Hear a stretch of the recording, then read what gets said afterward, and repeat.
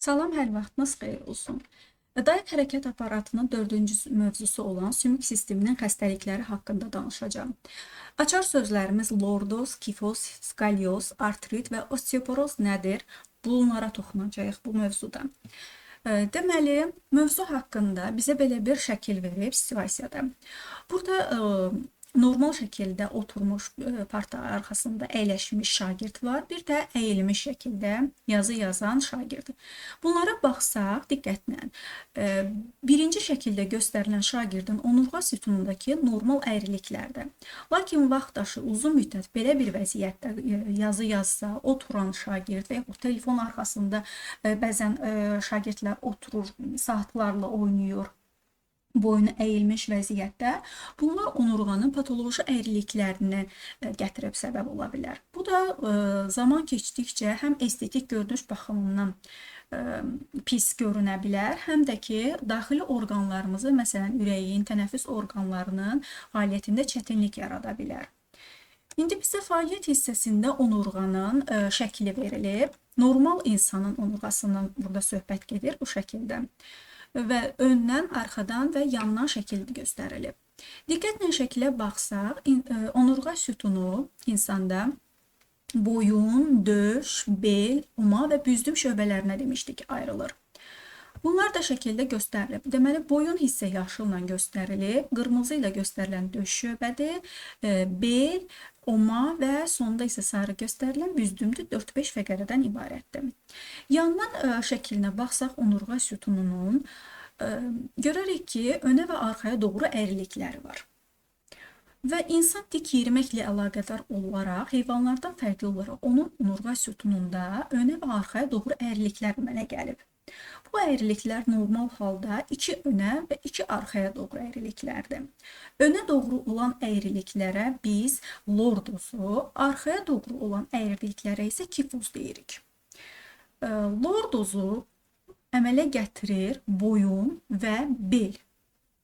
Boyun, deməli, qeyd edək, boyun və beli əmələ gətirir lordozu. Bunlar önə doğru əyriliklərdir. Lakin arxaya doğru əyrilikləri əmələ gətirir kifoz. Normal halda dedik ki, 4 əyrilik var. Bu da bədənin əyriliklər tarazlığının saxlanılmasında, hərəkət zamanı onurğa sütununun elastikliyinin təmin olunmasında mühüm əhəmiyyət kəsb edir. Əgər biz ağır fiziki işlə məşğul olarıqsa, mütəmadi olaraq parta arxasında və yaxud masa arxasında əyil oturarıqsa, bu zaman ən çox da bu yeniyetməlik vaxtı sümüklərin, sümükləşmə prosesinin getdiyi vaxtlarda olur, məktəb yaş dövründə. Deməli, onurğanın patoloji əyrilikləri baş verə bilər. Skalyoz, patoloji kifoz və yaxud patoloji lordoz. Bu da onurğa sütununun qeyri-normal əyrilikləridir ki, bu pozulmalar zamanı skeletdə qüsurlar yaranır. Vaxt keçdikcə bu da bəzi daxili orqanlara belə öz təsirini göstərə bilir. Buna görə də düzgün oturuş qaydalarına riayət etməliyik. Məktəblilərdə daha çox bu proses baş verə bilir. Skalyoz onurğanın yana doğru əyrilikləridir. Məsələn, burada şəkildə göstərilib, normal vəziyyətdə onurğa sütunu arxadan düz formada görsənir. Var döş skalyozu, yəni döş fəqərələrinin əyilməsi. Var bel skalyozu, bel fəqərələrinin qeyri-normal əyriliyi və yaxud döş bel nahiyəsinin hər ikisinin əyriliyi. Bəzən olur ki, ağır hallarda birləşmiş skalyozlar olur ki, burada döş, bel, oma fəqərələri bir-birlə qeyri-məhdud əyriliklər əmələ gətirir. Bu da bəzən hərəkət yerimədə, hərəkətdə çətinlik törədir həmin insana. Buna görə də düzgün şəkildə parta arxasında oturmaq vacibdir. Bundan əlavə patoloji xəstəliklərə, patoloji lordozu və patoloji kifozu da göstərə bilərik. Şəkildə verilən normal insanın yandan görünüşüdür onurğanın esvari əyriliyi. Bəzən olur ki, kifoz, patoloji kifoz, yəni qozbellik də deyirik biz buna, adında qozbellik olsa da, diqqətlə baxın, fikir verin. Adında qozbellik olsa da, yəni biz dedik ki, lordoza əmələ gətirənlər boyun və bel fəqərələridir. Qozbellik olsa da patoloji kifoz xəstəliyidir. Çünki kifozu demişdik ki, döş və oma şöbəsindən fəqərələr əmələ gətirirdi. Deməli, patoloji lordoz onurğa sütununun bel və boyun hissəsinin önə doğru əyriliyinin normadan artıq olmasıdır. Yəni, bel batıq görsənir, amma döş fəqərələri belə arxaya doğru daha çox qabarıqlıq yaradır ki, bu da biz buna bəzən olur ki, kifozu dedim, lordozda bel hissəsi çox içəri batır patoloji vəziyyətində. Bu da yəni görünüş baxımından yaxşı görünmür. Ancaq patoloji kifozda isə biz dedik ki, oma və döş şöbəsinin əyriliyidir. Ancaq biz buna qozbellik deyirik. Kifoz zamanı döş şöbə arxaya doğru daha çox gedir. Və bu zaman onurğa sütununda qeyri-normal bir qabarıqlıq yaranır. Həm də tənəffüs orqanlarıdır, həzm orqanlarıdır, sinir sisteminə təsir göstərir həmin patoloji kifoz. Bundan əlavə sümüklər də artrit və osteoporoz xəstəlikləri də baş verə bilir. Artrit oynaqların iltihabıdır. Hər hansı bir oynaqda və yaxud bəzən bir insanda bir neçə oynaqda baş verə bilər.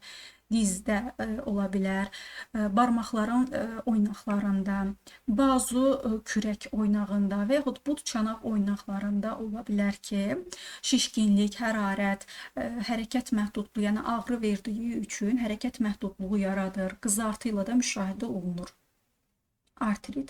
Bu oynağın iltihabı xəstəliyidir.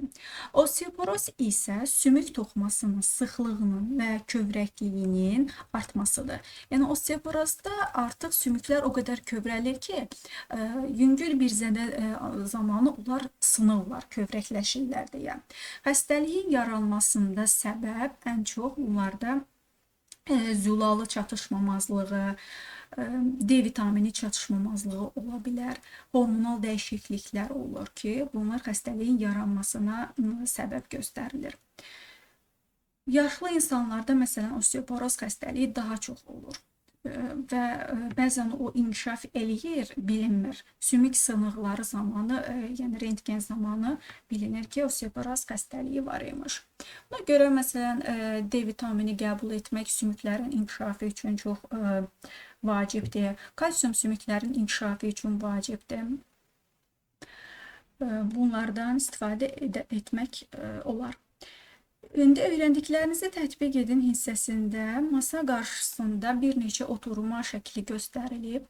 Əlbəttə ki, biz bu şəklə baxdıqda birinci şəkildəki insanın düzgün şəkildə oturduğunu görürük. Lakin B, C və D şəklindəki müxtəlif onurğa əyriliklərin yaranmasına səbəb ola bilər. Müzakirə edin. Deməli, qeyri-düzgün oturmaq vərdişi uzun müddət davam edərsə, bu onurğa sütununda hansı əsas patoloji dəyişikliklərə səbəb ola bilər? Onurğanın qeyri-normal əyriliklərinə biz dedik ki, skalyoz, yəni yanlara doğru əyilmə, patoloji lordoz və patoloji kifoz xəstəliklərinə səbəb ola bilər.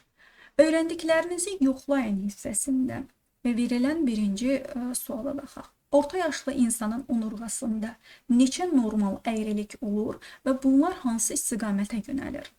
Orta yaşlı insanda, sağlam insandan söhbət gedirsə, normalda 4 əyrilik olur. İkisi önə, ikisi arxaya. Önə doğru olan əyriliklər lordozdur, bel və boyun şöbəsini əmələ gətirir. Arxaya doğru olan əyriliklər isə kifoz adlanır. Döş və oma nahiyəsi əmələ gətirir bunları. İkinci, uyğunluğu müəyyən edin. Patoloji kifoz dedik ki, onurğanın arxaya doğru qeyri-normal əyrilikləridir. Yəni, kifozu əmələ gətirir döş və oma.